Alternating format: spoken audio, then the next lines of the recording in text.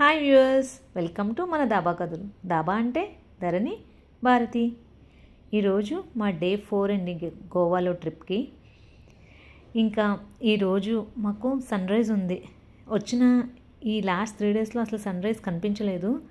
ఈరోజు sunrise కనిపించడంతో sunrise view కూడా బీచ్ నుంచి ఎక్స్పీరియన్స్ చేయాలని ట్రై చేస్తున్నాము. జస్విని బిట్టుని ఎంత లేపుతున్నా వాళ్ళు అసలు లేవట్లేదు, హ్యాపీగా పడుకున్నారు. బట్ ఎలా ఒకలాగా మనం లేపి ఫ్రెష్ అప్ అయ్యి బీచ్ వ్యూ మార్నింగ్ చూడడానికి బాగుంటుంది కాబట్టి సన్ రైజ్ చూడడానికి వెళ్తున్నాం. ఇదంతా ఇన్ఫర్మేషనల్ వీడియో అండి. ఒకవేళ గోవా ట్రిప్ వేసిన వాళ్ళకి కొంచెమైనా మా వీడియోస్ నుంచి వాళ్ళకి కొంచెం ఐడియా వస్తుంది, ప్లానింగ్ అది తెలుస్తుంది, ప్లస్ ఏమన్నా యూస్ఫుల్ ఇన్ఫో ఉంటుంది నాలెడ్జ్ కోసం అని చెప్పి ఈ వీడియోస్ చేస్తున్నాం మేము, సిరీస్ ఆఫ్ గోవా ట్రిప్స్. అది ఒకసారి మీరు గమనించాలి. సో మేము బీచ్కి వెళ్దాం అనుకునేలాగా మాకు ఆన్ ద వేలో మేము ఈరోజు ఏం ఐడెంటిఫై చేసామంటే ఇక్కడ చాలా ఫెసిలిటీస్ కూడా ఉన్నాయి తాజ్లో యూటిలైజ్ చేసుకోవడానికి. లాస్ట్ 3 డేస్ నుంచి మేము ఏమీ యూస్ చేసుకోవాలా. ఇక్కడ ఒక జిమ్ కూడా ఉంది, చాలా బాగుంది, అన్నీ ఉన్నాయి, పెద్ద జిమ్మే ఉంది. సో దీంట్లో కూడా కొంచెం టైం స్పెండ్ చేద్దామని చెప్పి ఫస్ట్ ఇక్కడికి వచ్చేసాం. దాని తర్వాత బీచ్కి వెళ్ళాలి. సో అలాగే టేబుల్ టెన్నిస్, చిన్న చిన్న గేమ్స్, సాసర్ గేమ్స్, అలా చాలా గేమ్స్ ఉన్నాయి. అన్నిటిని ఎక్స్ప్లోర్ చేసాము. కాసేపు జిమ్లో కూడా స్పెండ్ చేసాము. ఇందులో చాలా గేమ్స్ కొన్ని గేమ్స్ మా పిల్లలు ఎప్పుడూ చూడలేదు. సో వాటిని కొంచెం ఎక్స్ప్లోర్ చేశారు. మేము కూడా వాటిని ఎలా ఆడాలి, ఏముంటుంది అని వాళ్ళకి ఎక్స్ప్లెయిన్ చేసి కాసేపు వాళ్ళతో ఆడి, మరీ చిన్నపిల్లలకు కూడా టాయ్స్తో ఆడుకోవడానికి ఒక టాయ్ రూమ్ కూడా ఉంది. ఆ రూమ్లో మొత్తం చాలా రకరకాల బొమ్మలు ఉంటాయి పిల్లల్ని ఎంగేజ్ చేయడానికి. అది ఇప్పుడు క్లోజ్ ఉంది, ఎర్లీ మార్నింగ్ కాబట్టి అది ఓపెన్ ఉండదు, టైమింగ్స్ ఉంటాయి. అలాగే జిమ్లో డీటాక్స్ వాటర్, ఫ్రూట్స్, జ్యూసెస్ అలాంటివి కూడా ప్రొవైడ్ చేశారు. కాసేపు ఎక్సర్సైజెస్ చేసాము. ఇంకా జస్వి బిట్టు అయితే ఆడుకున్నారు వాళ్ళకి నచ్చినట్టు మేము చేస్తూ ఉంటే. వీళ్ళైతే చక్కగా మేము ఎక్కడికి వెళ్తే అక్కడ వాళ్ళకి కావాల్సింది సెలెక్ట్ చేసుకొని వాళ్ళు ఆడుకుంటున్నారు. వాళ్ళ అన్న తమ్ముడు వాళ్ళకి వాళ్ళే ఎంగేజ్ అయ్యి మమ్మల్ని ఎక్కువ డిస్టర్బ్ చేయలేదు. మాకు కూడా మంచి పర్సనల్ టైం స్పెండ్ చేయడానికి టైం దొరికింది. అలాగే పిల్లలతో కూడా కాసేపు ఆడుకున్నాం. వాళ్ళకి కూడా బ్రదర్స్ బాండింగ్కి బాగుంటుంది అని చెప్పి.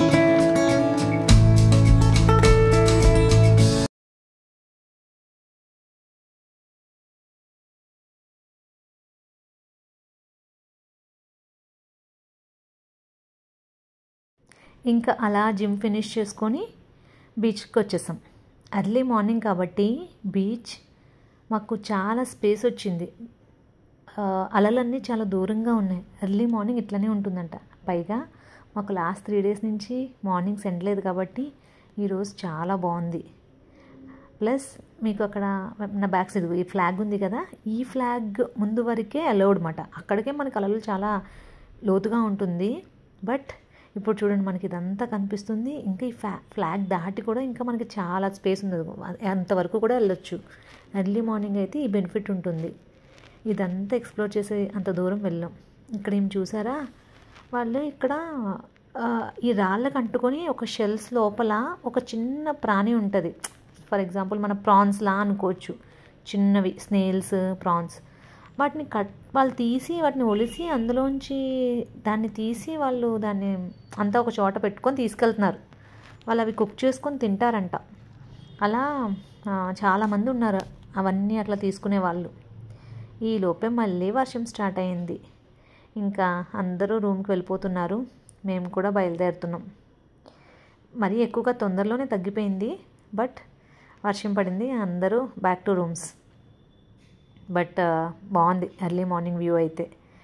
ఇలా కొత్తగా మనకి చాలా డిఫరెంట్ షేప్స్లో ఉన్న శంఖాలు, అక్కడ ఉండే స్టోన్స్ అవన్నీ కూడా కనిపిస్తున్నాయి ఎర్లీ మార్నింగ్ అయితే. చాలా ఫ్రెష్గా, నీట్గా. నాకు నచ్చినవి కూడా నేను కొన్ని తీసుకున్నా. చూసారా, ఇది నేను చెప్పింది బ్లాక్ది ఉంది కదా, అది కొట్టి తీస్తుంది ఆమె. అది కొట్టి తీస్తే అందులోంచి ఒక చిన్న ఫ్లెష్ లాగా ఉంటుంది.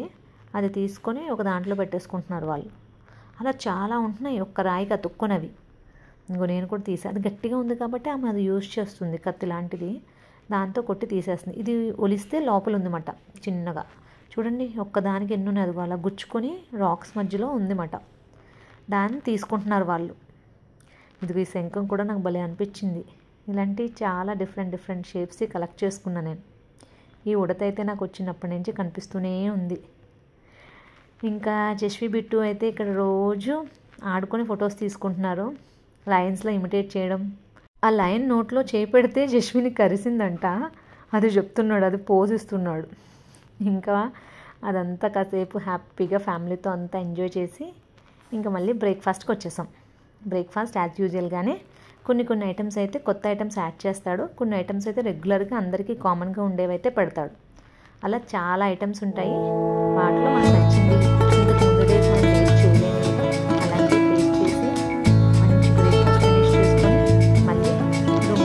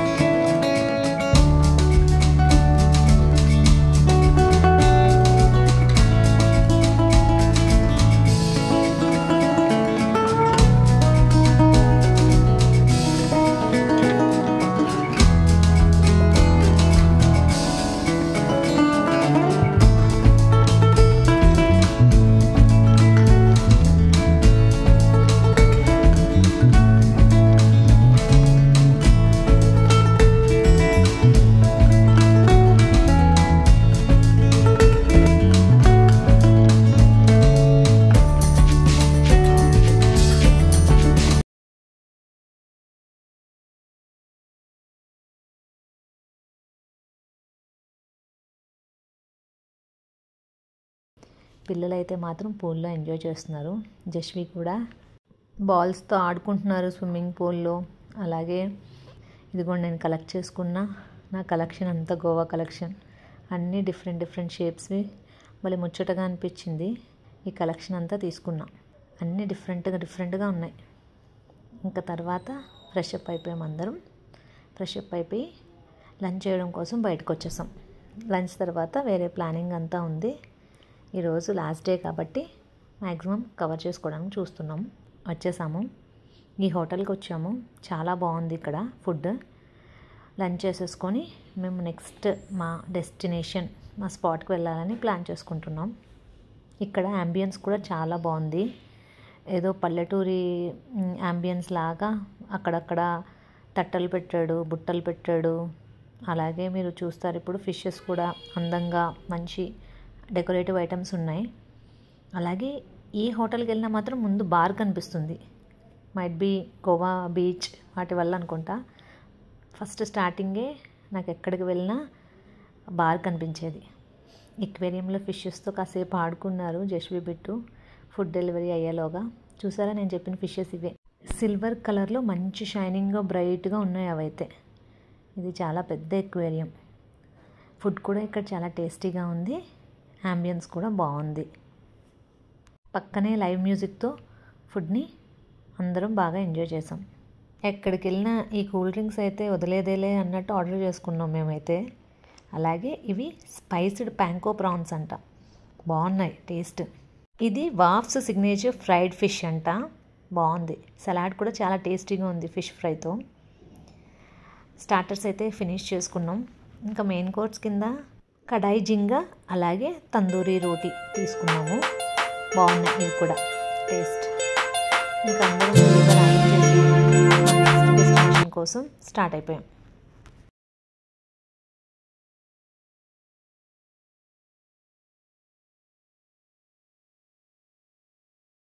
ఇంకా ఒక 30 మినిట్స్ జర్నీలోనే మేము గోవా బోట్ క్రూజెస్కి వచ్చేసాం. క్రూజ్ కూడా ఎక్స్పీరియన్స్ చేయాలనుకున్నాం గోవాలో, దానికోసం వచ్చేసాం.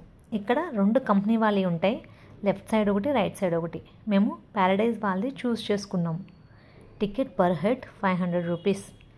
పిల్లలకైతే అబోవ్ 3 ఇయర్స్ వాళ్ళకు కూడా ఛార్జబుల్ చేస్తారు. కాబట్టి మా యశ్విన్ కూడా అబోవ్ 3 ఇయర్స్ కాబట్టి మొత్తం 4 టికెట్ తీసుకొని క్రూజ్ ఎక్కడానికి బయలుదేరాం. మేము ఈ టికెట్స్ ఆన్లైన్లో ముందు రోజే తీసేసుకున్నాం. మనం టైం స్లాట్ కూడా అప్పుడే సెట్ చేసుకోవచ్చు. మేము ఈవినింగ్ వెళ్ళాలి అని చెప్పి దాని తగ్గట్టుగానే ప్లాన్ చేసుకొని మేము రూమ్లోంచి అరౌండ్ 2-2:30కి స్టార్ట్ అయ్యి on the way lunch finish చేసుకుని అప్పుడు క్రూజ్కి వచ్చేలాగా ప్లాన్ చేసుకున్నాం. ఎవరన్నా ప్రీ బుకింగ్ చేసుకోకపోతే ఇలా ఇక్కడికి వచ్చే కూడా టికెట్ తీసుకోవచ్చు. బట్ వాళ్ళు వచ్చే టైమింగ్ బట్టి మళ్ళీ వెయిటింగ్ ఉంటుంది, ఇవన్నీ ఉంటుంది. ఇలా ప్రీ ప్లాన్ చేసుకుంటే మనకు నచ్చిన స్లాట్ నచ్చిన టైంకి వచ్చేయచ్చు. ఇక్కడ 2 ఆప్షన్స్ ఉంటాయి మనం బుక్ చేసుకునేటప్పుడు. ఒకటి సన్సెట్ క్రూజ్, ఇంకొకటి నైట్ డిన్నర్ క్రూజ్. ఎవరికి ఏది ఇంట్రెస్ట్ ఉంటే అది చేయొచ్చు. ఇది స్టార్ట్ అయ్యేది sunset cruise evening 6 to 7. But మనం 5 కల్లా ఈ స్పాట్ దగ్గర ఉండాలి. సో దట్ వాళ్ళు ప్రీ బుకింగ్ చేసుకున్నప్పుడు టికెట్స్ చెక్ చేయడం, అలాగే అందరూ ఫిల్ అవ్వాలి కాబట్టి అప్పుడు దాకా స్టార్ట్ చేయరు కాబట్టి ఆ ఫిల్లింగ్ టైం అదంతా ఉంటుంది. మనం సీట్ సెట్ చేసుకోవడం, సీటింగ్లో ఉండడం ఇదంతా సరిపోతుంది. 6 to 7 అయితే మన్ని ఒక రౌండ్ వేసి తీసుకొచ్చి మళ్ళీ ఇక్కడ డ్రాప్ చేస్తారు. అదే డిన్నర్ క్రూజ్ బుక్ చేసుకున్న వాళ్ళకైతే 8 to 11 వాళ్ళ టైమింగ్స్. సో డిన్నర్ వాళ్ళు క్రూజ్లోనే ఎంజాయ్ చేయొచ్చు. మేము చిన్నపిల్లలతో నైట్ 11 అంటే బాగా ఇబ్బంది అవుతుంది కాబట్టి మళ్ళీ రూమ్కి రీచ్ అవ్వడానికి మేము అది ఆప్ట్ చేసుకోలేదు. ఇదే మాకు కన్వీనియంట్ కాబట్టి ఇది ఆప్ట్ చేసుకున్నాం. నాకు ఇక్కడ పక్కన కేబుల్ బ్రిడ్జిని చూసి హైదరాబాద్లో ఉన్న కేబుల్ బ్రిడ్జి గుర్తొచ్చింది. అలాగే సేమ్ అది కూడా దుర్గం చెరువు దగ్గరలో ఉంటుంది కాబట్టి నాకైతే అదే గుర్తొచ్చింది. డిన్నర్ క్రూజ్ బుక్ చేసుకునే వాళ్ళకైతే ఛార్జ్ 1000 రూపీస్ అండి. ఫుడ్ కూడా వాళ్ళే ప్రొవైడ్ చేస్తారు. బట్ ఫుడ్ ఎలా ఉంటుంది ఏంటన్నది అయితే నాకు ఐడియా లేదు. మేము డేర్ కూడా చేయలేదు అది. ఇంకా కాసేపు ఇలా సన్సెట్ని ఎంజాయ్ చేసాం. వీళ్ళు ఈ బోట్లో ఇలా యాక్టివిటీస్ కూడా అరేంజ్ చేశారు. చాలామంది కపుల్స్ని రమ్మన్నారు, పిల్లల్ని ఎంగేజ్ చేశారు, డ్యాన్స్ చేశారు, ఫోక్ అలా డిఫరెంట్ యాక్టివిటీస్తో ఆడియన్స్ అందరినీ ఎంగేజ్ చేశారు. మా 1 hour జర్నీ క్రూజ్లో కంప్లీట్ చేసుకొని బయటకు వచ్చేసాము. కాస్త ముందుకు వెళ్ళాక మా డ్రైవర్ చెప్పాడు ఇక్కడ స్ట్రీట్ షాపింగ్ బాగుంటుందని చెప్పి. సరే విండో షాపింగ్ అన్నా చేద్దాం, కాస్త ఎక్స్ప్లోర్ చేద్దామని వచ్చాం. కానీ బట్ కాస్ట్లు చాలా ఎక్స్పెన్సివ్ ఉన్నాయి ఇక్కడ ఐటమ్స్ అన్నీ. ఇంకా అలా చూసుకుంటూ ఏదన్నా కొత్తగా కనిపిస్తాయా అని చూసాం కానీ బట్ అంత ఇంప్రెసివ్గా ఏమీ లేవు. ఈ గోవా స్ట్రీట్ షాపింగ్లో నేను అబ్జర్వ్ చేసింది ఏంటంటే ఎక్కడ చూస్తే అక్కడ నాకు ఎక్కువ క్వాంటిటీస్లో కాజు కనిపించింది. రీజనబుల్ రేట్కి వస్తుందేమో, ఇంత ఎక్కువ క్వాంటిటీస్లో ఉంది కదా అనుకున్నా కానీ బట్ అలా ఏం కాదు. సేమ్ మనకి ఇక్కడ హైదరాబాద్లో ఏ రేట్ ఉంటుంది, బయట ఏ కాస్ట్ ఉందో అదే కాస్ట్ ఉంది. ఇంకా అలా ఇంటికి వచ్చేసాము. బాగా టైర్డ్ అయిపోయాము ఫుల్గా, ఎందుకంటే క్రూజ్ దగ్గర నడవడానికి చాలా ఉంది. అక్కడ మన వెహికల్ క్రూజ్ దగ్గర దాకా తీసుకువెళ్ళడానికి లేదు, చాలా దూరంగా ఆపేస్తారు. మనం చాలా వాక్ చేసుకొని వెళ్ళాల్సి వచ్చింది అక్కడికి. ఇంకా ఫుడ్ రూమ్కి ఆర్డర్ పెట్టేసుకున్నాము, వచ్చేసి ఇంకా అలా లైట్గా డిన్నర్ ఫినిష్ చేసుకొని పడుకున్నాం మేము. సేమ్ మాకు ఈ బిర్యానీ నచ్చింది. మళ్ళీ same biryani, salad and papads రూమ్కి వచ్చేస్తే పిల్లలకి ఫీడ్ చేసి మేము కూడా తిన్నాము. థ్యాంక్ యూ ఫర్ వాచింగ్ అండి. If you like this video please like, share and subscribe. ఏమన్నా కామెంట్స్ ఉన్నా, ఏమన్నా డౌట్స్ ఉన్నా కామెంట్ సెక్షన్లో చెప్పండి. మేము మిస్ అయిన ఇన్ఫర్మేషన్ ఏమన్నా ఉంటే మీతో మేము ఖచ్చితంగా షేర్ చేసుకుంటాం. We are happy to share with you. Thank you.